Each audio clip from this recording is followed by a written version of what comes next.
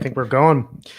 Welcome, everyone. I'm Brian Brinkman from Osiris Media here. This is HFPod on tour for August 2nd, 2021. We're going to be talking here shortly with Ryan Cherry of Trey's Guitar Rig about the Phish show last night.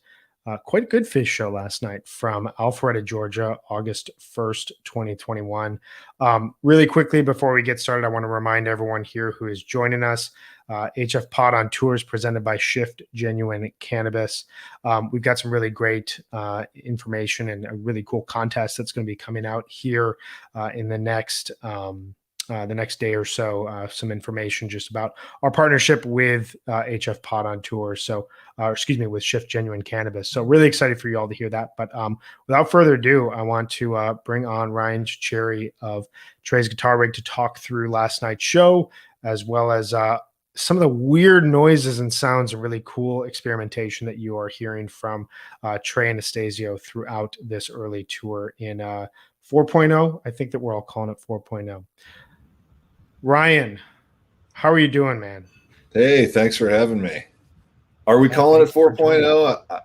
I'm getting yelled at by people on the internet in both directions. I feel like we could go down a whole different rabbit hole, but like anything we come out and say, we could get yelled at by people on the internet. My personal feeling on it is it's an extended break.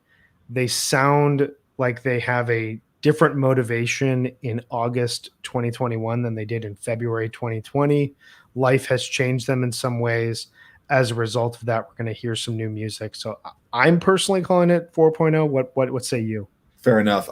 When Trey introduced his new guitar over the winter, Paul built him a new guitar and he called it the 4.0 guitar.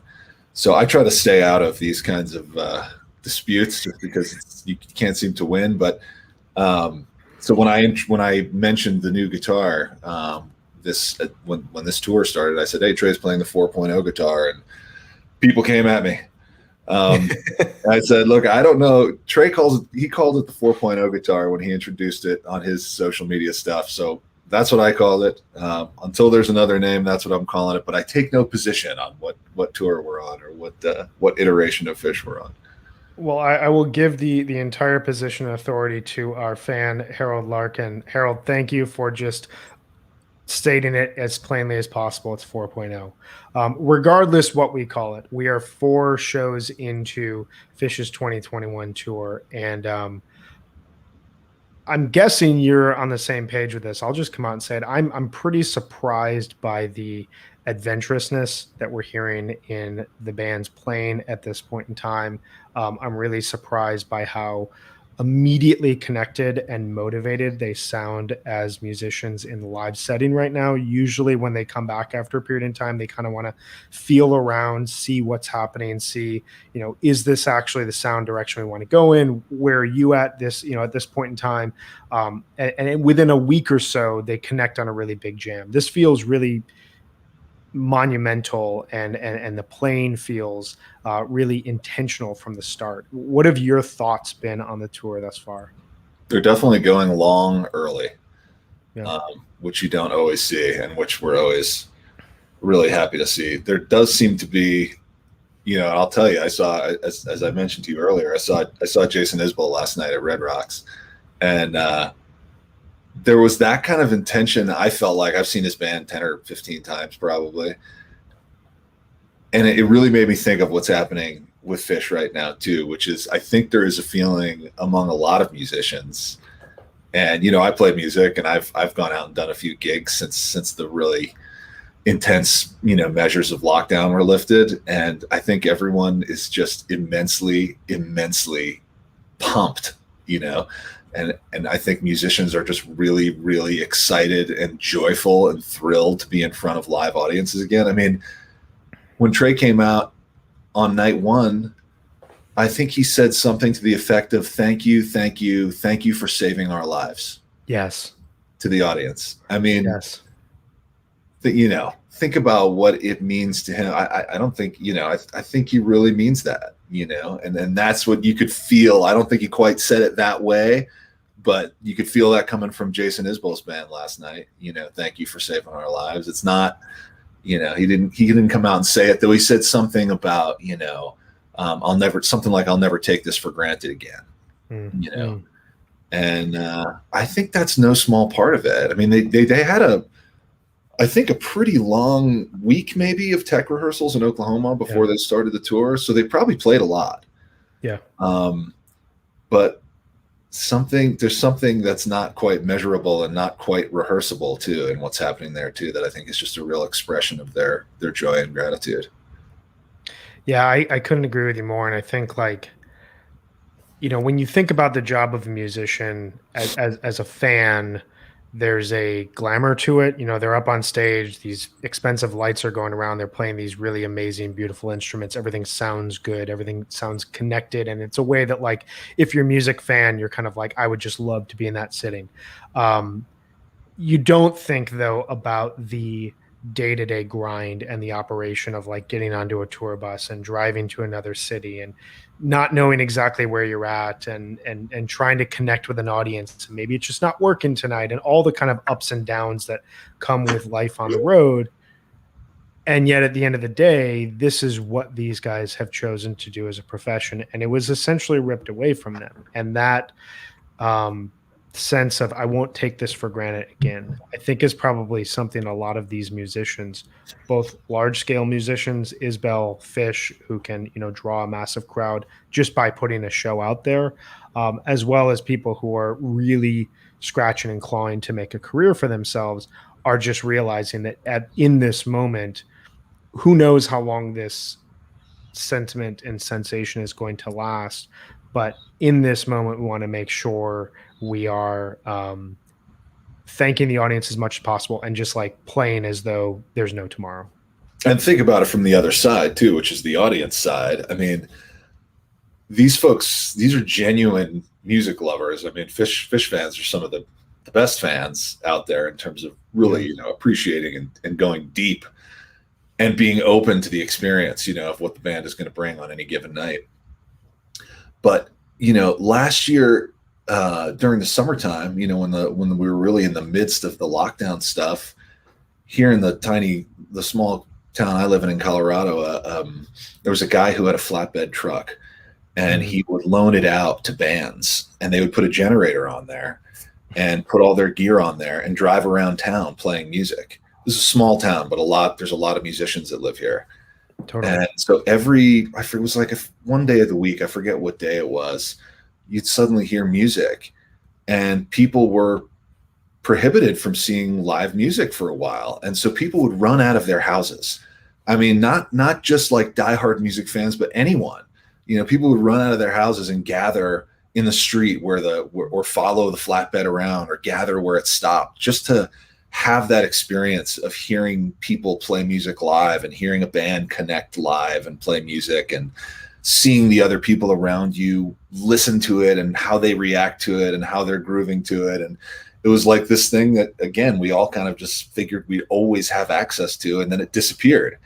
And suddenly, when these little dribs and drabs of it would come out, people would just kind of fly out of the woodwork and be like, I have to hear that, and like you said, who knows how long that'll last. But it is kind of a, after a really rough year in a lot of ways, it's kind of a magical moment of people reconnecting with this really important part of their lives. Yeah. Well, and, like, focusing on Phish, where we're at, 4 shows into the tour right now, I kind of went into this tour with the same sensation I went into like 2009 when they came back, where I just felt this gratitude that the band was back. I almost didn't care necessarily what they were going to play. And for a long period in time throughout early 2009, I kind of let any sort of critiques that I have in my own head about, what the band is doing, what songs they're playing, what they're not playing, to kind of just step aside, because I was just thankful that every night it seemed like, and then the next morning you had a new Phish show to listen to and a new Phish show to add to your larger catalog, analyzing your own head. So I kind of went into this tour thinking, I have no idea how they're going to sound. I don't know if there's going to be like so much rust that we're going to feel them really trying to slowly but surely step back. I said at the top here, this was not necessarily what I expected. What have your thoughts been in terms of like the way that they've approached stuff, and I guess specifically transitioning into Trey's, larger sonic shifts and equipment shifts? What have your thoughts been in terms of like how he has approached this tour thus far? It's interesting. There's a lot of shifting going on right before the break, right before this last hiatus. There was a lot of changes happening, and he's been really trying to. I think this is always the case, but really in the last couple of years, he's talking to people that are really experienced and go really, really deep on vintage and boutique and really high-end guitar amplification and rig building. It's he's stepped it up that much more. There was a long period where Trey was really into using his old stuff, stuff from the 80s and 90s. And that was the sound. And then when they came back, there were some shifts in 1.0 and 2.0. They came back in 3.0, and he really had that old gear again. Totally. And to some degree, it still sounded like his 90s sound, but in a lot of ways, his playing had evolved to a point where he had, I don't know if outgrew is the right word, because I kind of hesitate to subscribe to the idea that there's like all this really good, better gear and worse gear. There's a combination of things that you put together to make your sound. And some of them are going to be really expensive and some of them might cost next to nothing, and it's just, so I don't want to like put it in terms of tiers, but in a way his sound had just evolved past that old rig. He's really, I hear a lot of maturity in his guitar playing, the kind of thing you hear from players as they get older and kind of play fewer notes, but make them count a lot more, It's a bit of a mellowed out, a little more sophisticated sound in my mind. And I think he's trying to match that with the equipment that he's choosing. Yeah. The mellowed out, less notes, make them count more. I've been thinking about this a lot with regards to where Phish is at. There's somewhat of like a slower pace to some of their performances now. If you listen to like a Phish, just a composition in 2021 versus 1995, there's a huge, gap in terms of the overall speed that they're playing with. And I've thought a lot about the age that they're at, the type of music that they're playing currently. It reminds me a lot of where a lot of classic rock stars got in the 80s and the 90s, where their perspectives shifted, their sound shifted. They had a better understanding of who they were, of what type of sound that they were trying to get across with their guitar, with their songwriting. And in some cases, there was less of a need for so many words within lyrics or so many notes within what they were playing. It was more, how do I get this feeling across of where I'm at in life at this point in time? And I think you kind of combine that in terms of where they're at, just simply as almost 60-year-olds who've been playing music professionally for almost 40 years with this. We know that Phish and Trey especially changed so much following everything that happened in the mid 2000s, from just like a pure life standpoint of reassessing his life. But then on a global scale, what happened over the last year, there seems to be such a heaviness in terms of what they're playing. And that one, like making a single note count really resonates with me in terms of hearing like the Chalk Dust Torture from the first night in Alpharetta, that didn't seem to like need so much, so many dynamics. It was more this melodic conversation between band members. The latter part of Tweezer from last night, where the band just kind of got into this weird sonic space and decided, let's just keep toying with this and seeing where this goes. And if you play this riff, I'll kind of bounce it back. And it doesn't really matter what we're doing here. We're simply just like conversing with each other right in the moment. Yeah, I think that's right. And I really do think, and obviously I'm the I'm the guitar rig guy, so maybe everything comes back to that for me in some way. But I really do think this whole new amplification system and the direction he's been trending with his voice, his guitar voice in the last 10 years really speaks to that difference, because those amplifiers he was using in the 90s are really, they can have a certain kind of brittle, thin quality to them, to their tone. And he was using them generally as like clean amp platforms. And so I feel like your inclination when you hear that sound is to play notes so that you are expressing more. You're playing more. You have to play more notes because you have to fill more space. Whereas he's made this switch into high gain amplification in the last 10 years.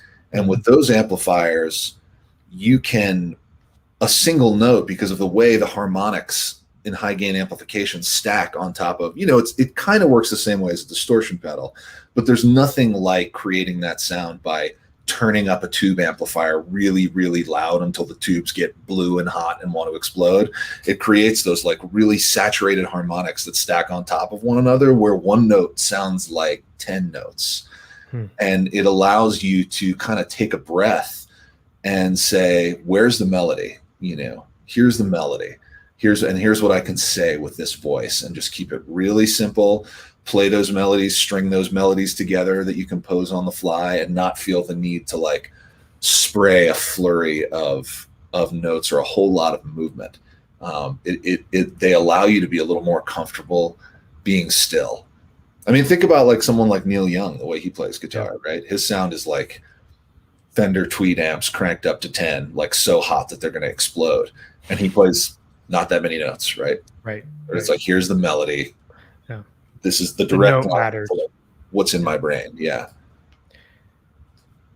So, I got a lot of questions about this when I was kind of fielding them before we talked. And I've seen this online in the last couple of days. There seems to be a lot of celebration around his larger tone. And I've seen a lot of people say this is the best I've heard Trey sound just from a tone standpoint since the late 1990s. And I think back to like the clarity of the summer 1998 sound that he was playing with, where to my ears, that tour, there was a reason why the band was starting to experiment with these ambient soundscapes where they didn't need to play a lot of notes. He didn't even need to play a lot of chords interspersed with Page. Mike kind of created more of a warmer sound that kind of hugged the band rather than being out in the open with this like really propulsive bass. But Trey, throughout that summer, throughout 1998, and I think it peaked in a lot of cases in the Lemon Wheel. I think of the Ghost from that. That's like a very, it's one line of melody, but it's a really kind of abnormal melody that he's playing with. But it just comes across so clearly in terms of his overall sound. Is it simply the amplifiers that he's playing with now, or is there more going on behind the scenes to get Trey to the sound that he's playing at right now? And is that the type of thing that like ebbs and flows because he's experimenting, or like what leads us to this sound right now that is so clear? Such a good question. I mean, in many ways, the 97, 98 rig almost couldn't be more different, right, than today's rig in a lot of ways. But it's again, it's one of those things where when you're putting a guitar rig together, just like when you're putting like a mountain bike together, but another thing that I spend a lot of time looking at, like the pieces all have to balance off one another depending on what you're trying to do with it, right? So you're like, this particular part has some certain weakness that we will balance out over here by a different strength, right? And that's just because like there's no one thing that does it all, right? So that you're constantly trying to like balance different pieces against each other. I think pretty sure in 98, Trey was using a Fender Deluxe Reverb as his primary amplifier. Sometimes in that era, there was a Mesa Boogie out as well, but I'm pretty sure that was the Deluxe Reverb era.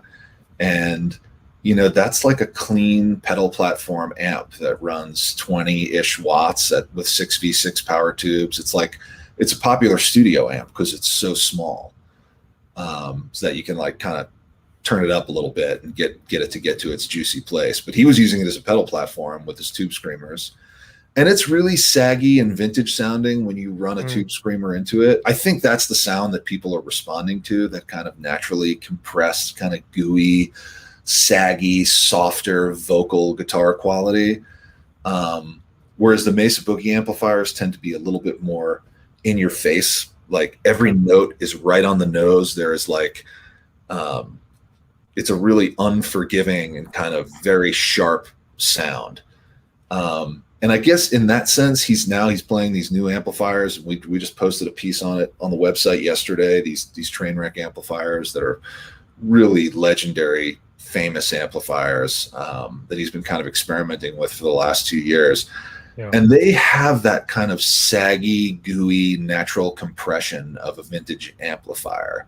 They're kind of the one he's playing, the Express, is kind of based off of a Marshall circuit in some ways, but the builder juiced the front end to give it a lot more kind of like overdrive going into the power section. So then he reduced the power tube complement from 4 tubes to 2. So it's like a little bit lower power, but still sounds really gainy and really juicy.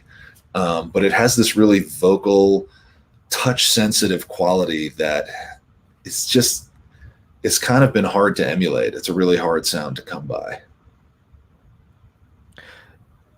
Yeah, and I mean, I'm curious, like you said, he's been playing with these Trainwreck amps the last couple of years. I mean, do you have any insights or any thoughts in terms of like how much tweaking is going on behind the scenes to like get him to where he's at right now, where he feels like where it sounds to us like he's at like a you know, this place of kind of achievement in his overall sound. How much, like, you know, behind the scenes is happening like show to show in terms of getting him to that point? And also, like, is there any, Trey's always tweaking his sounds. He's always kind of like curious of like, what else can I do? What else can I do? Like, do you notice throughout a tour, new modifications come in, new equipment comes in, kind of to continue evolving towards, you know, Definitely. Some larger goal? Definitely. Always. Yeah. And we'll see what happens in this tour. So far, it looks like, from what I've seen, it's stayed fairly consistent. But in previous years, night to night, there would absolutely be differences. The way the effects rack, that big rack behind them with all the blinking lights, is set up, there are some, I think he called them like demo slots, basically, where you could you could be like, hey, I want to try this tonight. It's like a blank shelf. Right? It's like, let's stick something in there. And I know, you know, during certain tours, especially when he's experimenting with those Comet amps, there was this whole thing of like, do you need to use a compressor when you're using a high gain amplifier? Because high gain amps, when you turn them all the way up, they naturally compress as the amp like kind of reaches its limitations of what it's capable of doing. It creates a kind of natural, what they call tube compression. And that's what those like Ross compressors and stuff are kind of, in some ways, emulating. So there's this whole question of like, do we really need the Ross compressor to hold that really long note in Yem, you know, or will the amp and the fingers kind of work together, the hollow guitar, will that be enough? Sure. And I know that when you know, I went to look at his rig in Hampton in 2018.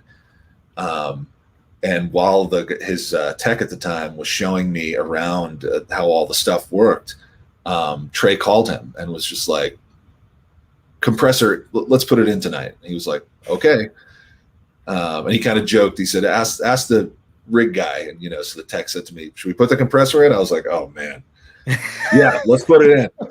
But it's that kind of thing, right? Where it's on the fly. It's like, let's try it. And maybe we're balancing that against something else that's happening tonight. You know, maybe we didn't change the strings for this particular show. So maybe we'll put the compressor, I don't know, whatever it happens to be, right? It's like all these different factors coming together. And maybe it's just like, we're going to play Yem tonight. Let's put the compressor in, or let's pull it out. You know, it could be as simple as that. You know, I don't know. But yeah, there was for a long time, I know for a lot of years, there were a lot of changes happening night to night, which is really challenging and interesting, from a tech perspective, I'm sure.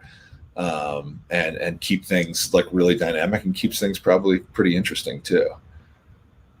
Yeah, I know it's fascinating. Like it has me thinking about, I used to work in kitchens all the time. And it has me thinking about like the chef walking through the line, 2 hours before service begins, and they just got this great new seasonal vegetable and they decide, okay, let's figure out a way to incorporate this. It may not work. It may completely flop. We may have to shift gears tomorrow and we're not going to, go forward with this dish, but like maybe it's the thing that catches on. And there's that constant like desire that, yeah, we're doing really well. I sound really good. The jams are sounding great. The performance is great, but I kind of just want to see what else happens here. Absolutely. Yeah.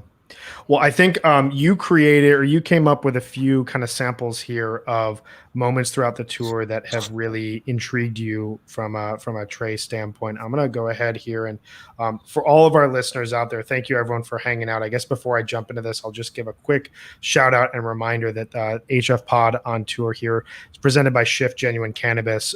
Please keep watching the live shows here the morning after every Phish show, as well as we have our first weekly podcast coming out tomorrow. We will be announcing a huge contest between HFPod on tour as well as Shift Genuine Cannabis.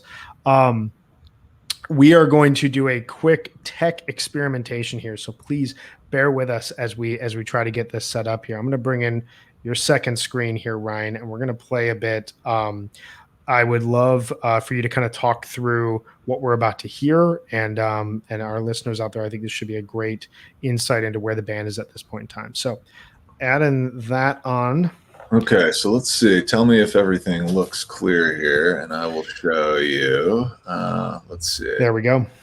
Okay, you can see my screen? Yep, you look good. Okay, so here is the Carini from July 30th. So there's this new pedal he has called the Line 6 M5. It's a stomp box modeler, and I think I actually have the manual up. Yeah, so it does all these different models. It's like, and this is the thing, you can see it on top of his rig. It's this one here, the smallest of them. It's a really powerful modeler. There's two of them. One of them is all the way at the front of the rig, and one of them is all the way at the back. And they have all these like almost guitar synthesizer effects, like ring modulators. There's this thing called a growler. And so I know one of the things that people have been gravitating towards, other than kind of the pure voice of the clean and like sort of mild overdrive tone that Trey's been using, which has really been driving, to my ear, a lot of these jams have really been driven by, the melody, yes, the playing, and that clean to mildly overdriven voice. But there have been some places where he is using these intense, almost synthesizer-like effects. And so like this is an example right here. And this is a cool one because what you're seeing now, so you can see Trey and Mike, right? Mm-hmm. So at the left side, I'm going to play it, and you're going to hear Trey playing a little bit of clean, and then he's going to stomp a pedal, and you're going to hear that M5 come in, and it's going to sound almost like a bass synthesizer.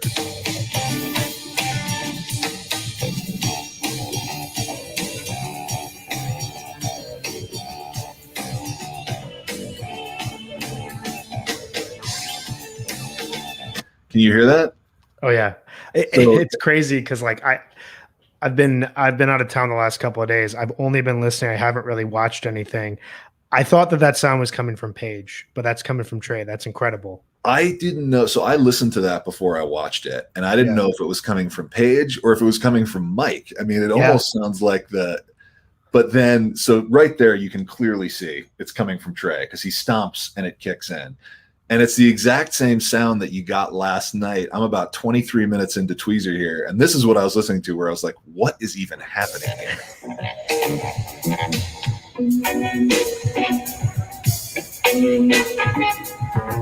So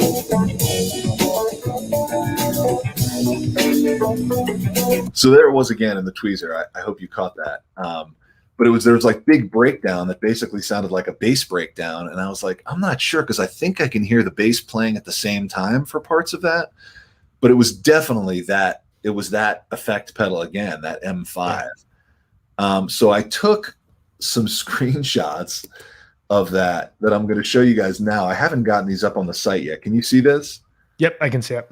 So this is what I usually call the Rosetta Stone shot. This is the one where you can see. I'm always trying to get this on every tour. And if anyone listening ever sees one on a future tour, please always send this to me. You have this basically is the pedal board in front of him that tells you every effect in the rig, right? So on the bottom right, it says boom for boomerang, and then tap, which is tap tempo. Echoes is those custom echoes, reverb, and delay pedals. Then Ross, there's the Ross compressor. More and less are his tube screamers. So this gives you basically everything that I'm always trying to know. And if you look all the way on the left side in the middle, it says M5 pre and M5 post. And those are these guitar synthesizer kind of sounds, one all the way in the front of the rig and one all the way in the back. If you look right above that, on the top left, from the left side, there's a setting for space and then a setting for Jedi. Can you see that? I can see it just faintly. That's amazing. I just there in the top left, right before I got on the phone with you as I was watching this. So that's the Jedi switch. And then if you look at Trey's right foot, I'm going to switch to another photo where he moves his foot, and you'll see you can turn up the Jedi with this expression pedal right here. Oh my God. This is like one of the greatest finds I've had in screenshotting this rig. So there's a Jedi switch and a Jedi level. So the Jedi can be turned up or down. And I'm pretty sure that is that synthesizer effect, either the Jedi or the space, or maybe one of those M5 buttons. I haven't totally gotten to the bottom of it yet, but something like that. Man, so I have a question, because you mentioned something a couple minutes ago that resonates clearly with me, and this is coming from someone who has incredibly base level guitar musicology knowledge. I hear a sound, I'm like, that is cool. What is that? And I appreciate you, and I know seeing our listeners here are responding to this. I appreciate you breaking this down with as much detail as possible. A lot of the jams this tour have sounded very melodic to me. And it sounded like a conversation that the band is having, that have then reached a point where, like in the tweezer, they decide, let's experiment around a riff and let's just see how we can distort that. It kind of reminds me of summer 2018. There was a really great version of Carini from Alpharetta as well that kind of peaks after 12 minutes, and then they spend 8 minutes just playing around these weird rhythms and weird beats and distorting sounds and whatnot. But the one outlier jam to me from the entire tour thus far is the Simple from the opening night. That was this kind of atmospheric ambient soundscape of a jam. In hearing you, I'm kind of interpreting this myself. I'd be curious your thoughts. Obviously, we're a few steps removed from the intentionality of the band on this, and they don't do a press conference at the end of these shows to explain what was going on. But in that Simple, is that kind of an opportunity for the band and for Trey to say, let's just see what's going on with my rig, how these sounds, how these different tones and these different ideas sound, and then apply them in later jams that may be more melodic? Or what's kind of your takeaway there? So I haven't specifically heard the Simple. I heard about the first 3/4 of that show. Okay. I think, but broadly speaking, like it's a lot of what happens in I feel like that happens in the Chalk Dust, that happens in the Carini. There are times when, to my ear anyway, the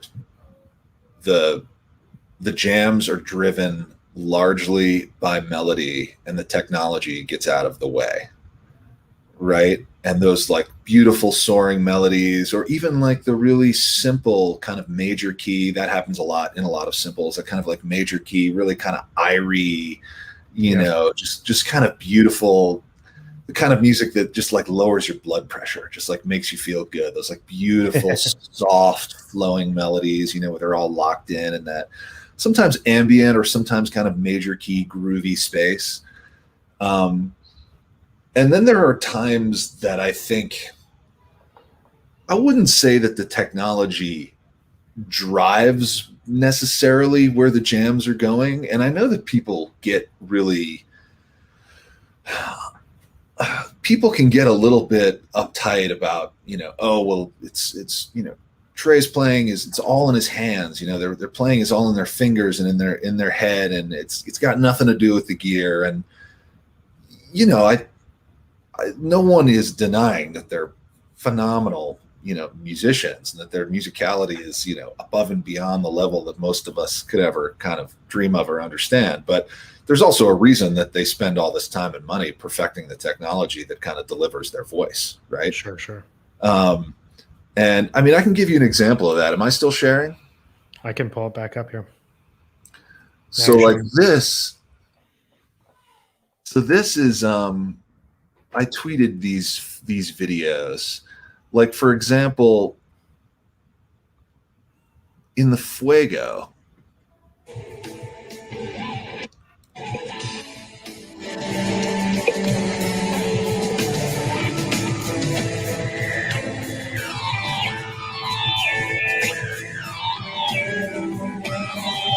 that's the guitar.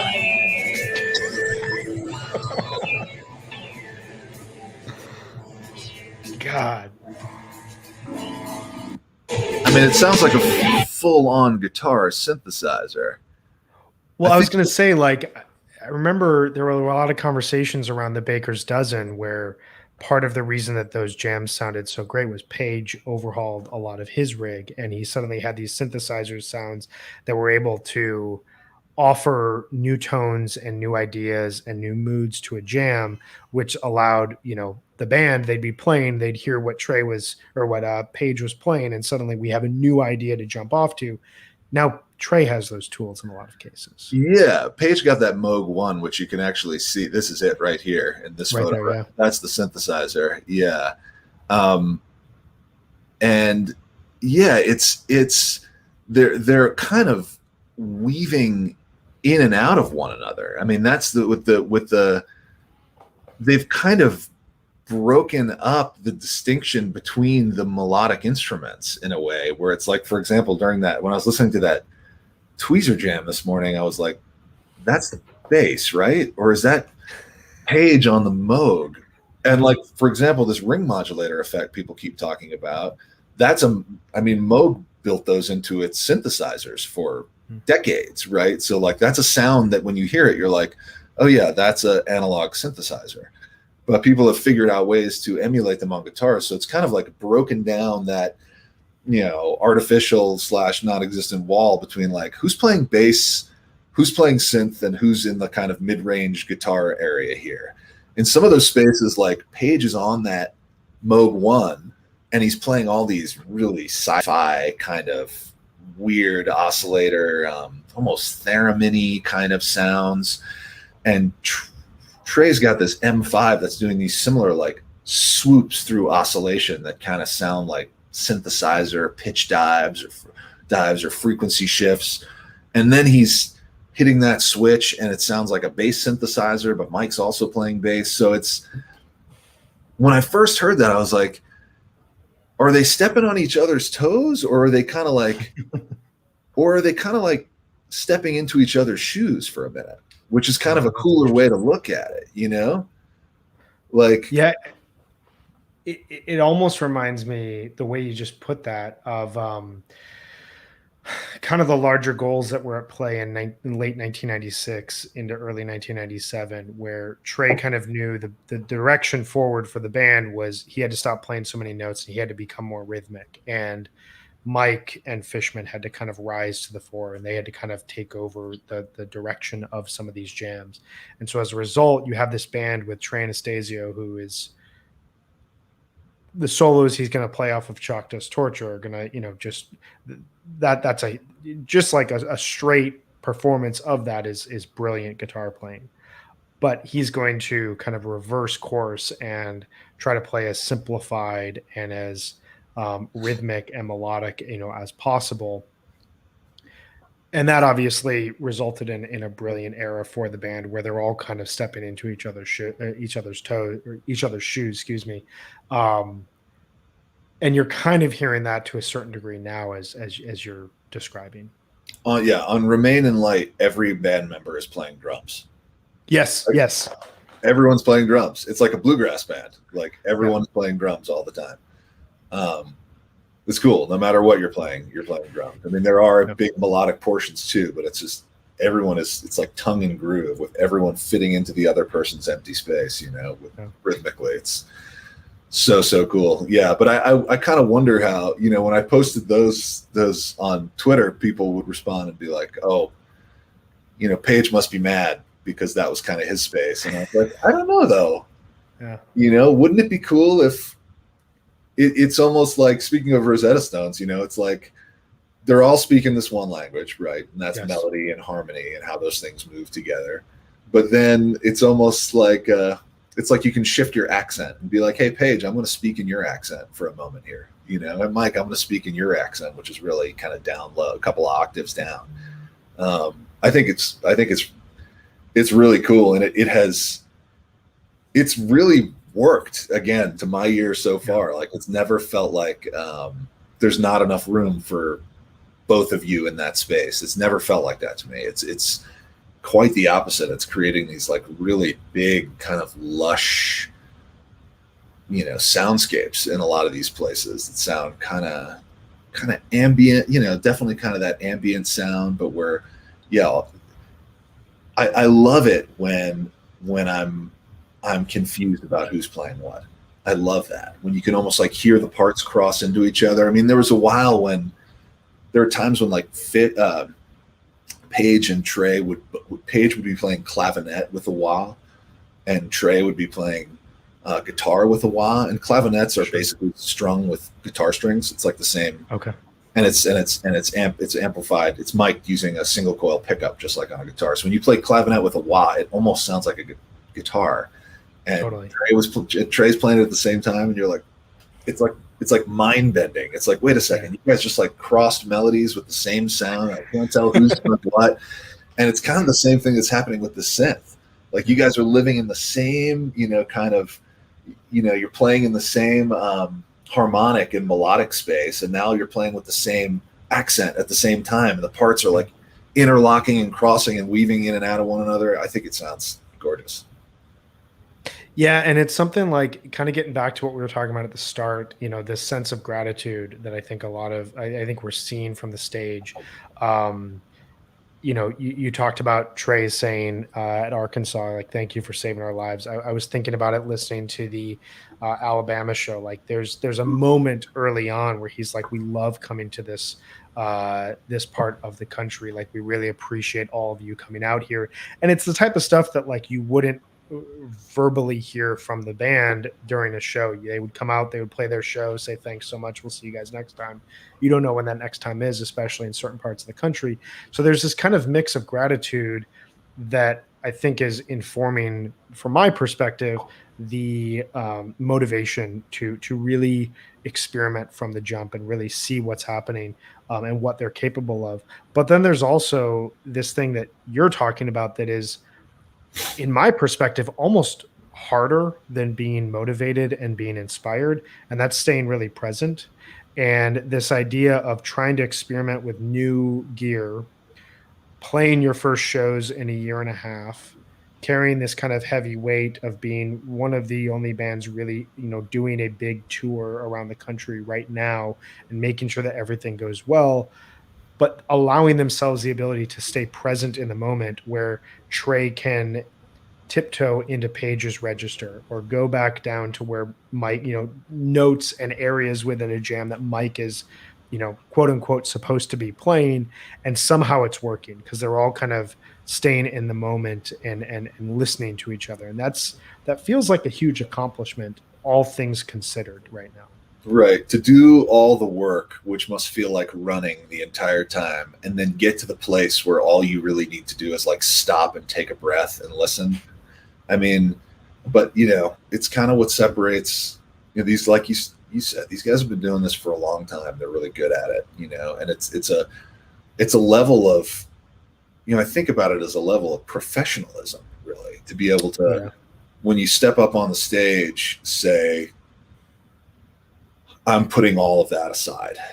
Mm-hmm. I can, all the chaos that, went into, the cancellations of last year and how that threw everyone off, and what a pain for the crew.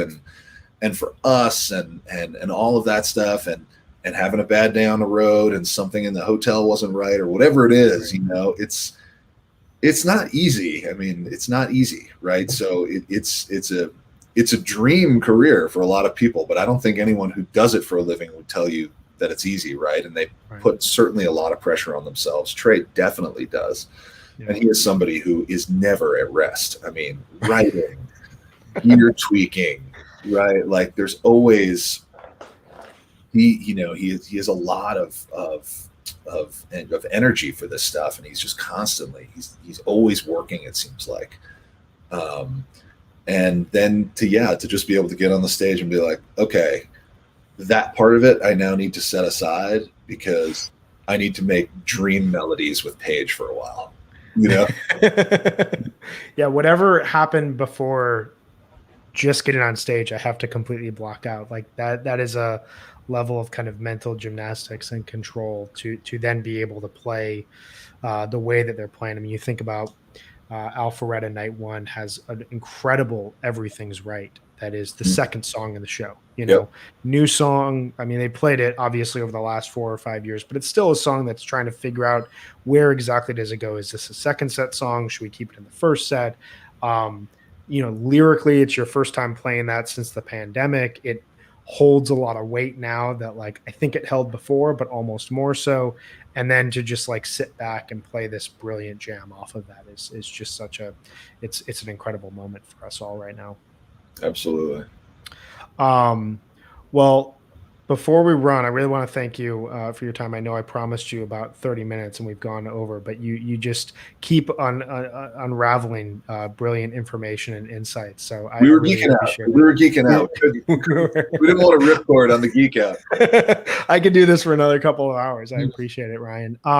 Is there anything that we didn't share that you think is kind of essential in terms of where we're at right now in the tour?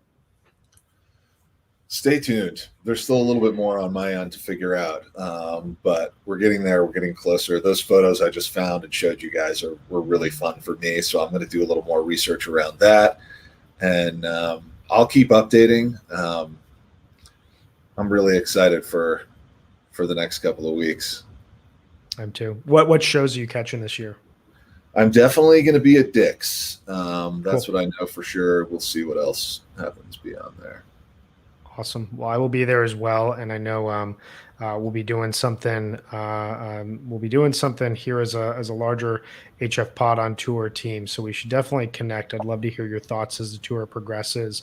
You know, we were talking about a few minutes ago. Have there been changes on a night-to-night basis? Have we seen larger shifts, or has Trey stayed consistent and really likes this sound? So, Ryan, we will definitely be connecting with you here again soon. Thank you so much for your thoughts, your insights, and all the examples here today, man. This was awesome. Thank you. My pleasure. All right, man. We'll talk soon. Take care. Okay. Bye. Bye. All right, everyone. Thank you so much for hanging with us here for HFPod on tour. Really awesome to see all the comments here. You guys are fantastic. We're doing this. We're thrilled to be doing this throughout the summer 2021 tour and going on here throughout 2021. Thank you as well to Ryan from Trey's Guitar Rig. That was an awesome conversation.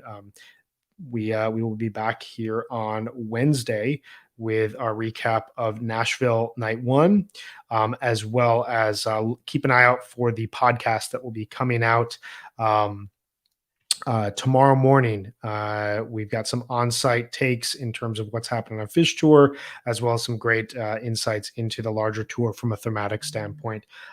So thank you all. HFPod on tour presented by Shift Genuine Cannabis. Once again, we broadcast live 1 p.m. Eastern the morning after every single Phish show from 2021, as well as we're going to put out a weekly show on Tuesday mornings.